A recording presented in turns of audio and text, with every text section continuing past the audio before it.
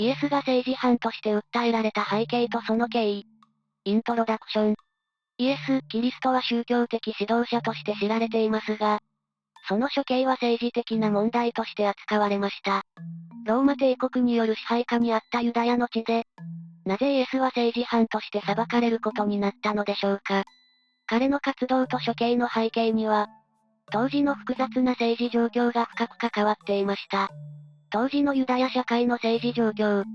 当時のユダヤってどんな感じだったのだ？紀元1世紀のユダヤはローマ帝国の支配下にあったの。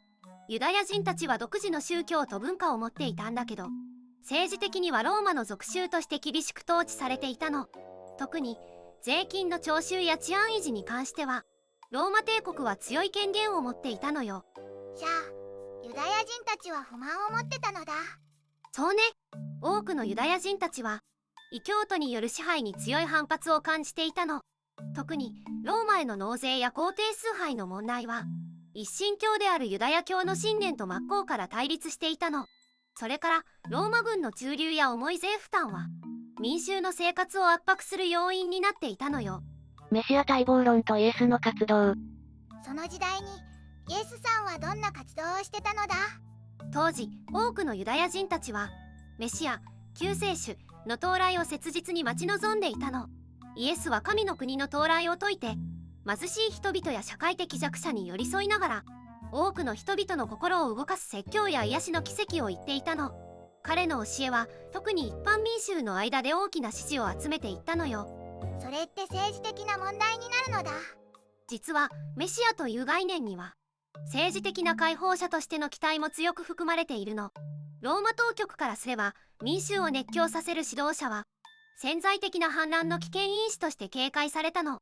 特に、イエスの周りに大勢の民衆が集まり始めたことは、当局にとって看過できない状況だったのよ。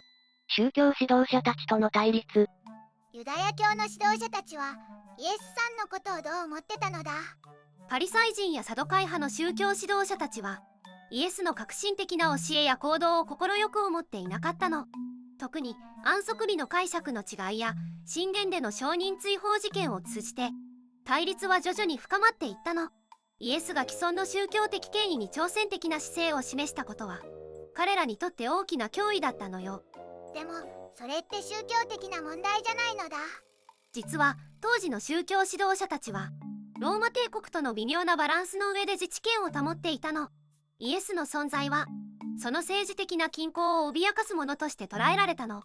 彼らはイエスの影響力が強まることでローマとの関係が悪化して自分たちの立場が危うくなることを恐れていたのよ。逮捕から裁判へ。イエスさんが逮捕されたのはどういう経緯だったのだ？過越祭でエルサレムに入場したイエスは民衆から熱狂的な歓迎を受けたの。これを危険視した宗教指導者たちはローマ総督ポンティオ・ピラトにイエスが反ローマの先導者であると訴えたの。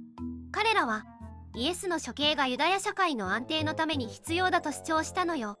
イエスさんは自分を守る主張をしなかったのだ。イエスは私の国はこの世のものではないと主張したんだけど、すでに政治的な判断は下されていたの。ピラトは民衆の扇動を恐れて十字架刑を承認したの。この決定は純粋に政治的な判断だったと言えるわね。まとめ。イエスの処刑は宗教的な対立を背景としながらも、当時の複雑な政治状況が大きく影響していました。ローマ帝国による支配、ユダヤ教指導者たちの立場、そして民衆のメシア待望という様々な要素が絡み合って、最終的に政治犯としての処刑という結末に至ったのです。この出来事は、古代パレスチナにおける、宗教と政治の密接な関係を示す重要な歴史的事例となっています。今日の動画はここまで。最後まで見てくれてありがとうございました。このチャンネルでは、歴史上の人物に関する情報を5分以内の短くまとめた動画を毎日投稿中。歴史人物に興味があるなら、チャンネル登録や他の動画も見てみてね。